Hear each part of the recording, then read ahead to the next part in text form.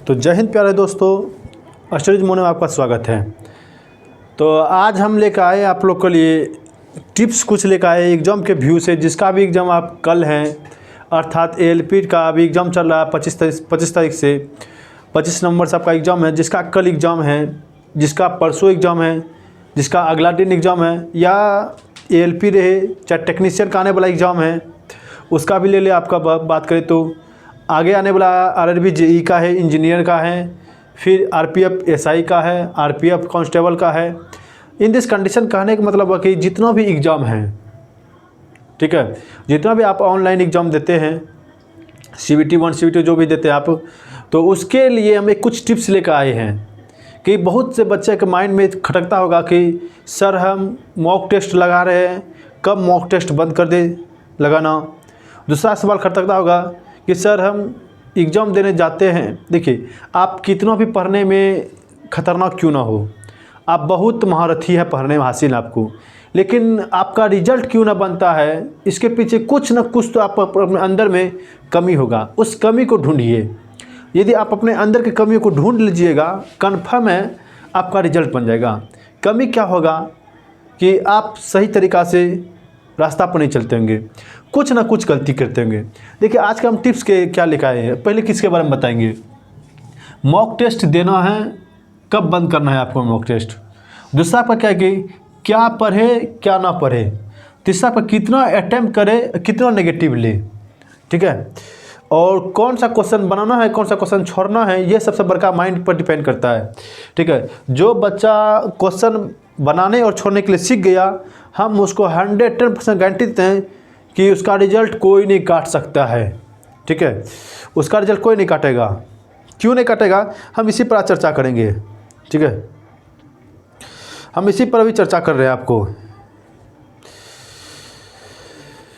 तो देखिए, तो बोल रहे हैं कि पहला कि मॉक टेस्ट कब दे बंद करें, पहला सवाल उठता है। तो हम बता दें आपको कि मॉक टेस्ट, देखिए आप जब एग्ज़ाम आपका मान लीजिए 25 तारीख को एग्ज़ाम है, किसी का 26 है, किसी को 27 है, तो हम बता दें आपको कि मॉक टेस्ट आपको कब बंद करना है।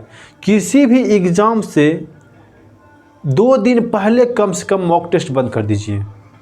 रीज़न क्या है, देखिए जैसे मान लीजिए कि आपका नंबर 2 दिन पहले इसलिए बोले बंद करने के लिए कि मान लीजिए कि आपका नंबर पहले 75 आ रहा था, 70 आ रहा था, अचानक क्या हुआ, आप 2 दिन बाद दे दिए एग्ज़ाम। जैसे मान लीजिए आप आज मेरा एग्ज़ाम है 25 है, आज सपोज कीजिए 25 है, हम एग्ज़ाम दे करके अभी हम जा रहे हैं एग्ज़ाम देने के लिए, मॉक टेस्ट लगा करके जा रहे हैं एग्ज़ाम देने के लिए। हुआ क्या, मॉक टेस्ट में उस दिन आपका क्वेश्चन थोड़ा हाई हो गया। हाई जब क्वेश्चन आएगा तो मान लीजिए रोज़ 70 उठाते थे, अचानक 60 पर विकेट गिर गया आपका। जब 60 पर विकेट गिर गया तब तो आप वहाँ से पहला तो वहीं पर आप डिमोटिवेटेड हो जाइएगा कि अब क्या करें। रोज़ हम 70 नंबर लाते थे, आज हम 60 नंबर लाए, अब तो मेरा रिजल्ट गड़बड़ा जाएगा। तो इस डिमोटिवेटेड को, इसको आप हमेशा, इस ऊर्जा को हमेशा रख कर जाना है कि हम वहाँ 70 लाए हैं तो हम यहाँ 75 ठोक के आएंगे। क्यों, हम रोज़ वही टेस्ट लगाते हैं, जिस एग्ज़ाम का तैयारी करें उस टेस्ट को, उसी का हम टेस्ट लगाते हैं। इसीलिए कभी भी हम 70 से कम नहीं अटैम्प्ट करेंगे, 70 नंबर मेरा आएगा। इसीलिए आपको बोले कि 2 दिन पहले आपको मॉक टेस्ट बंद कर देना है। रीज़न क्या है कि आप, अब देखिए सवाल उठता है कि सर आप बोले कि 70 से 60 आ गया। सपोज कीजिए कि आपका 60 आ गया और फिर अगला दिन एग्ज़ाम दिए, 2 दिन पहले बोले ना, मान लीजिए फिर अगला दिन एग्ज़ाम दिए, आपका मान लीजिए कि 55 आया, तब उस दिन आपका क्या होगा हाल कि लो भाई मित्रों दिन से पढ़े, अब मेरा रिजल्ट ही ख़राब हो जाएगा। रीज़न क्या है, हम 70 लाते थे, अब 55 पर विकेट गिर रहा है। तो इससे थोड़ा बचिए, ठीक है। पहला तो रीज़न यही है कि रिजल्ट नहीं बनने का। दूसरा रीज़न क्या है, दूसरा पर हम क्या करें, देखिए दूसरा टॉपिक लिखे थे कि मॉक टेस्ट कब देना है, तो इसको बता दिए कि मॉक टेस्ट अपना बंद कर देना कब, 2 दिन पहले, ठीक है।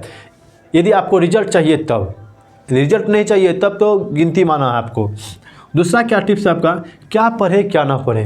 देखिए सवाल यह उठता है कि सर जानते तो हम बहुत कुछ है, लेकिन ऐसा क्या चीज़ पढ़ के जाए जो एग्जाम में सॉलिड आ जाए हमरे उठी से, और क्या हमको नहीं पढ़ना है। तो हम आपको बता दें, देखिए जब आपका एग्ज़ाम स्टार्ट हो गया ना, तो अपना सिलेबस देखिए और सिलेबस में भी वही चीज़ पढ़िए जो आपका इम्पोर्टेंट है। पूरा आपको विद्वान नहीं बनना है, आपको एग्ज़ाम पास क्लियर करना है। इसलिए आपको विद्वान नहीं बनना है, आपको क्या करना है, वही पढ़िए जो आपको एग्ज़ाम में टॉपिक। और क्या टॉपिक है, जैसे मान लीजिए आपका देखिए 110% आपका एक क्वेश्चन आता है कैसे, तो इसमें आपको पता हो किससे कौन सा होता है। एक क्वेश्चन आपको आता है वर्तमान में कौन क्या है, फिर क्या है कि वही चीज़ पढ़िए जो आपको क्वेश्चन एग्जाम में आ रहा है, क्लियर। और साथ ही साथ यदि मैथ और रीजनिंग वाले हैं तो उसको भी बताते हैं मैथ रीजनिंग में कौन सा क्वेश्चन टच करना है, कौन सा क्वेश्चन टच नहीं करना है। सबसे बड़का होता है क्या, जब एग्जाम देने बैठते हैं ना तो उसमें क्या होता है, वहाँ पर घड़ी जो है ना उल्टा चलता है, वहाँ पर टिक टिक जो घटता है मेरा घड़ी वह उल्टा चलता है। उल्टा कैसे चलता है, यदि मान लीजिए 59 हो रहा है तो 58 होगा, 58 के बाद 57 होगा, 57 56 होगा। इसमें माइंड प्रेशर में आ जाता है कि अब क्या करें, टाइम बहुत ही कम बचा है। तो आपको हम बता दें कि कौन सा क्वेश्चन आपको टच करना है, कौन नहीं टच करना है। जिस दिन यह आप सीख गए, हम आपको 110% बताते हैं, आपका रिजल्ट कोई नहीं दुनिया में काट सकता है, ठीक है। दुनिया में कोई नहीं काटेगा आपका रिजल्ट। तो कौन सा अटैम्प्ट करना हम बताते हैं। जैसे आप सवाल को देखिएगा, जैसे टच कीजिएगा आपका स्क्रीन पर क्वेश्चन आएगा। जब क्वेश्चन आएगा देखना है आपको, जिस सवाल को आप एक बार देखने के बाद आपके दिमाग में खटक गया, इस सवाल हमसे बन जाएगा, उस सवाल को आपको बनाना है। और जिस सवाल को देख लीजिए तो कैलकुलेशन वाला होगा सवाल। अर्थात कैलकुलेशन कहने का मतलब हो क्या कि CI हो गया। देखिए कोई भी एग्ज़ाम रहे, सभी एग्ज़ाम का जो क्वेश्चन सेट करता है ना, तो 60-70% क्वेश्चन नॉर्मल देता है, फिर 30% क्वेश्चन देता है उतना हार्ड कर देता है। सभी एग्ज़ाम का रूल है, ठीक है। क्या उसको पता है कि 70% क्वेश्चन हम सॉल्व देंगे, नॉर्मल देंगे जिससे आदमी का रिजल्ट बन जाए, और 30% जो हम देंगे उसका जो कि लगभग से वही उससे से बनेगा जो अपना अथी करके रखा है। इसीलिए तो हम बता रहे हैं कि 70% क्वेश्चन जो आपका बन जाएगा। तो कैसे बनाना हम बताते हैं। जो कैलकुलेशन वाला सवाल होगा सबसे पहले उसको छोड़ देना आपको। जैसे हमको बता दें आपको कि CI देख लीजिए, CI में पूरा कैलकुलेशन ही कैलकुलेशन है। यदि दशमलव वाला मान आ गया CI में, धैर्य आपको कुछ नहीं सोचना है भैया, क्या दिक्कत है आपका। यदि 25 मैथ पूछ रहा है, क्या दिक्कत है, एक मैथ छोड़ देंगे, 24 तो बनेगा ना भैया, ठीक है। कैलकुलेशन वाला का छोड़ देना। उस समय जोड़ घटा गुणा करने में थोड़ा सा मिस मास कीजिएगा। चक्रवृद्धि ब्याज में बहुत होता है, CI SI में यह प्रॉब्लम बहुत होता है बच्चा के साथ में। थोड़ा सा मिस मास कीजिएगा और ऑप्शन आपका शुरू में दिया गया गलत वाला ऑप्शन, वही मार का जाएगा और बाहर रह के निकलेगा हम 90 मारे हैं, ठीक है। फिर जब टेम्पू पर बैठिएगा बोले हम 90 था, 85 हो गया मेरा आंसर सही। फिर जब घर आइएगा 80 को सही हुआ। 2 दिन के बाद बोलेगा इस बार तो रिजल्ट नहीं बनेगा, चलो भाई फिर से तैयारी करने के लिए। तो ऐसा ढाठी नहीं करना है भैया, ठीक है। हम आपको बोल रहे हैं रीजनिंग में भी पहले वो क्वेश्चन को टच कीजिएगा जो आपसे एक बार में बन जाए, ठीक है। जैसे देखिए बता दें पजल हो गया, ठीक है, पजल हो गया, सिटिंग अरेंजमेंट हो गया, ये सब देखिएगा। यदि आपसे एक बार में बन जाए सवाल तो ध्यान आपको बनाना है, दिमाग में सेट खड़ गया कि सिटिंग में जो इस तरह से बैठाना है, ठीक है। तो एक बार में सेट हो गया तो ध्यान बना देना है। यदि सेट नहीं हुआ है उसको छोड़ देंगे, बाद में बनाएंगे। जब मेरा टाइम बचेगा ना उस समय हम बना देंगे उसको, लास्ट में उसको सिर्फ टच करके छोड़ देंगे, उसको आंसर उसका नहीं मारेंगे। क्यों, सिटिंग अरेंजमेंट में क्या होता है, जैसे मैंने 7 आदमी आपके पास है ना, इस जगह 7 आदमी हैं, 7 आदमी कोई बाएं कोई दाएं इस तरह से बैठा हुआ है। अब क्या कीजिएगा, थोड़ा सा मिस मास कीजिएगा, यहाँ ना बैठा के यहाँ बैठा दीजिएगा, यहाँ ना बैठा के यहाँ बैठा दीजिएगा, आंसर ही आपका उलट पुलट हो जाएगा। और इस सवाल को बनाने में फिर आपको 2 मिनट लग जाएगा एक्स्ट्रा। तो टाइम को भी आपको मैनेज करना ना, जिस दिन आप टाइम मैनेज करना सीख गए भैया, उस दिन आपका रिजल्ट दुनिया में कोई नहीं काट सकता है, ठीक है। तो पहला आपको बता दें क्या पढ़े क्या ना पढ़े। आप वही पढ़े जो आपका एग्जाम में आता है। कैसे जो नहीं क्या आ रहा है, देखिए एनालिसिस सभी कोई करवाता है, हम भी एनालिसिस कल करवाएंगे आपको। रिजल्ट में जब वहाँ क्वेश्चन आएगा तो मेरा इसी चैनल पर टेलीग्राम लिंक होगा, टेलीग्राम लिंक पर आप क्वेश्चन भेज दीजिएगा। जो भी पहले भैया क्वेश्चन एग्जाम देकर करने जाइएगा, एग्जाम देख जैसे निकलिएगा तो टेलीग्राम पर लिंक है मेरा, उस टेलीग्राम पर आप क्वेश्चन भेज दीजिएगा, हम उस क्वेश्चन को सॉल्व करवा देंगे। आपका सबसे पहले एनालिसिस हम ही करवा देंगे, क्लियर। तो एनालिसिस आप देखते रहिएगा कौन सा क्वेश्चन पूछ रहा है, कौन सा क्वेश्चन नहीं पूछ रहा है, ठीक है। उसके बाद ये बोल दिया आपको क्या पढ़े क्या ना पढ़े। तीसरा कहता है कि कितना अटेम्प्ट करे कितना नेगेटिव ले। सबसे खतरनाक टॉपिक हम क्या लिए, कितना अटेम्प्ट करे कितना नेगेटिव ले। हम आपको बता रहे भैया कि नेगेटिव आप जितना कम ले सकते हैं, ठीक है। आपका जो नॉर्मलाइजेशन होता है ना, रेलवे का सभी एग्जाम में आपका नॉर्मलाइजेशन होगा, एसएससी का भी सभी एग्जाम में आपका नॉर्मलाइजेशन होगा। तो नॉर्मलाइजेशन कैसे होता है पता है आपको? नेगेटिव पर जितना कम नेगेटिव लीजिएगा उतना आपका अच्छा से नॉर्मलाइजेशन होगा।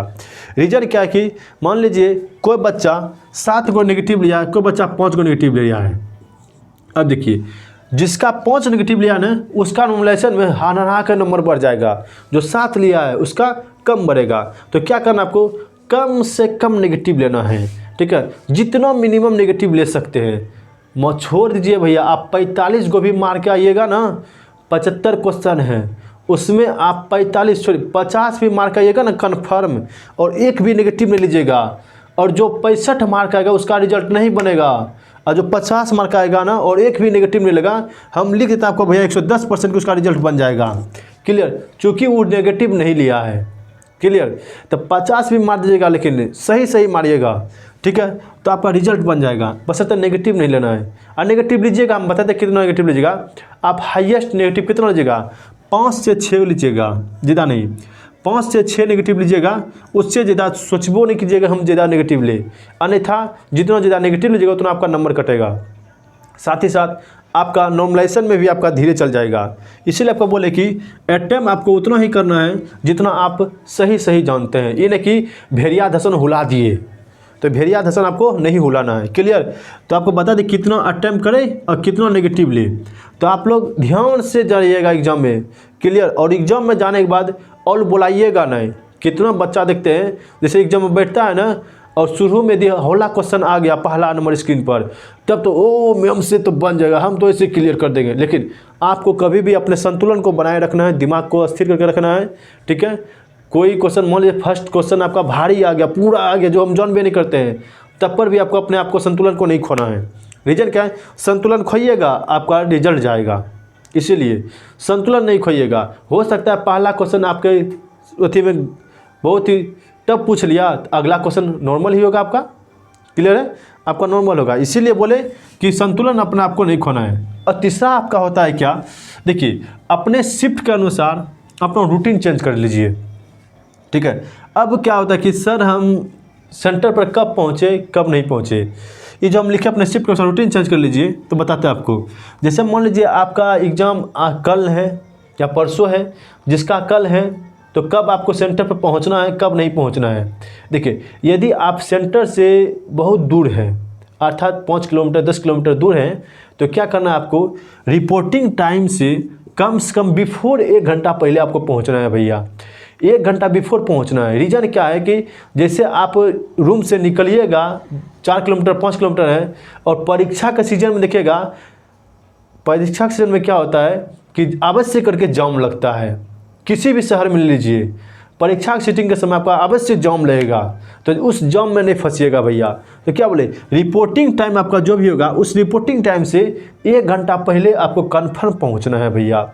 ऐसा क्या होगा कि यदि आप रिपोर्टिंग टाइम पर पहुंच गए, मान लीजिए कि कुछ सामान आपका भूल गया, कोई ID कार्ड सब भूल भी गए, तो हम 1 घंटा पहले पहुँचे हैं भैया रिपोर्टिंग टाइम से, तो हम जाके फिर लोन भी ला भी सकते हैं। या कोई रूम पर होगा, हम उसको कॉल करके बोल देंगे भाई मेरा सामान छूट गया है, जल्दी से पहुँचाइए, तो मेरा एंट्री नहीं हो पाएगा। क्लियर? इसीलिए आपको बोले कि 1 घंटा पहले पहुंचना है। ऐसा बहुत के साथ होता है, हमरे साथ भी गया था, हमरे साथ भी गया था मेरा दोस्त, वो क्या रूम पर ही ID कार्ड छोड़ दिया। तब क्या हुआ? रिपोर्टिंग टाइम में पहुंचा था। रीज़न क्या हुआ? अब उसको एग्ज़ाम देने नहीं दिया गया। रीज़न क्या? ID कार्ड ही भूल गया था। इसीलिए बोले ऐसा गलती नहीं करना है, ठीक है। तो रिपोर्टिंग टाइम में 1 घंटा पहले पहुंचना है। आपका क्लोज डेट जो गेट क्लोजिंग जो होगा आपका, वह आपका क्लोज गेट क्लोजिंग तक आपको पहुंचना हाईएस्ट, ठीक है। अन्यथा क्या होगी, यदि 1 मिनट भी आपका टाइम एक्स्ट्रा हुआ, जैसे मान लीजिए गेट क्लोजिंग में 30 तक आप मान लीजिए फर्स्ट सिटिंग में आपका शिफ्ट एग्जाम है, फर्स्ट सिटिंग का जो आपका रिपोर्टिंग टाइम है 7:30 बजे है, और गेट क्लोजिंग का डेट टाइम कितना है? 8:30 बजे है। यदि 1 सेकेंड भी एक्स्ट्रा हो गया, धन आपका गेट बंद कर, आपका कुछ नहीं सुनेगा उस समय। इसीलिए बोले कि आपको गेट क्लोजिंग के समय होते होते आपको वहाँ पहुँचना है। तीसरा क्या है? आपका एग्ज़ाम स्टार्ट होगा 9 बजे से, पहला सिटिंग 9 बजे स्टार्ट होगा। तो जब 9 बजे स्टार्ट होगा तो क्या करना है आपको कि जैसे अंदर जाइएगा तो आधा घंटा आपके पास समय मिलेगा भाई, ठीक है। जैसे 8:30 बजे पहुँचे 9 बजे आपका एग्ज़ाम स्टार्ट होगा। जब 9 बजे आपका एग्ज़ाम स्टार्ट होगा तो आधा घंटा आपके पास समय है। उस आधा घंटा आपको क्या करना है, तो चिंतन करना है भैया, आराम से बैठ जाना है और कुछ नहीं, कोई प्रेशर नहीं। हम कुछ नहीं जानते हैं, मेरा रिजल्ट नहीं बनेगा, यह बात तो आपको कभी सोचना ही नहीं है। क्लियर? जिस दिन ये बात सोच लीजिएगा आपका रिजल्ट नहीं बनेगा। जब एग्ज़ाम में बैठिएगा ना, उस समय जानिएगा कि हमसे ज़्यादा इस क्लास में कोई नहीं जानता है, ये जो मेरे बीच में बैठा है सब कोई, हमसे ज़्यादा कोई नहीं जानता है। और इतना कॉन्फिडेंस के साथ बनाएंगे कि भाई देखेगा, मन जब उमंग रहेगा ना, ऑटोमेटिक 2 क्वेश्चन एक्स्ट्रा मार दीजिएगा आप लोग, सही हो जाएगा। ठीक है? और तुक्का भी देखिए, बताते हैं आपको तुक्का कौन सा लगाना है, कौन सा लगाना है। देखिए, यदि आप उस क्वेश्चन को पहले टच कीजिए जो आपको कंफर्म जानते हैं, दूसरा बार उसको टच करना है जो 50-50 है। अर्थात कहने मतलब 4 ऑप्शन हैं, 2 ऑप्शन में आपको डाउट है। जब 2 ऑप्शन में डाउट है उसी को नेगेटिव में लीजिएगा, अन्यथा सबको नेगेटिव में नहीं लेना है। आपको बोले 5 से 6 क्वेश्चन नेगेटिव लेना है, तो उसी क्वेश्चन को नेगेटिव लेना है जिसमें आपको क्या आ गए 50-50 है। जैसे हो गया कि जैसे मान लीजिए एगो ए एगो बी, अब आपको डाउट हो गया कि ए आंसर होगा कि बी आंसर होगा, ए होगा कि बी होगा, तब इन दिस कंडीशन में आप 50-50 जानते हैं, तब उसमें क्या आपका सही भी हो सकता है, नहीं भी हो सकता है। तो भगवान का नाम लेकर के एक बार मार दीजिएगा अपना जो भी होगा 50-50, उसी में आपको नेगेटिव लेना है, ऐसे नेगेटिव लेना ही नहीं है। ठीक है? तो ज़्यादा हम आपको नहीं बोलेंगे, ठीक है, क्योंकि आपका एग्ज़ाम है, ज़्यादा लेफ्ट भी नहीं, आपके पास मात्र 10 मिनट चाहिए मेरे के लिए, 15 मिनट चाहिए। इस 15 मिनट में आपको हम पूरा बता दें शेड्यूल कैसे आपको जाना है, किस माइंड से आपको उतरना है एग्ज़ाम में, और इस माइंड से उतरिए, आपका 110% आपका रिजल्ट बनेगा। यदि नहीं बनेगा फिर हमको बोलिएगा सर, कि आप हमको कमेंट पर जितना कुछ बोल सकते हैं। मेरा चैनल जो है, चैनल को अनसब्सक्राइब कर दीजिएगा, नहीं करके। ठीक है? यदि आपको वीडियो अच्छा लग रहा है तो एक बार लाइक कर दीजिएगा, साथ ही चैनल को सब्सक्राइब भी कर दीजिएगा। ठीक है? नहीं है तो छोड़ दीजिएगा। क्लियर है? तो इसी के साथ आज की क्लास को हम यहीं पर रखते हैं, मिलते हैं आपको नेक्स्ट क्लास में। इसी के साथ जय हिंद।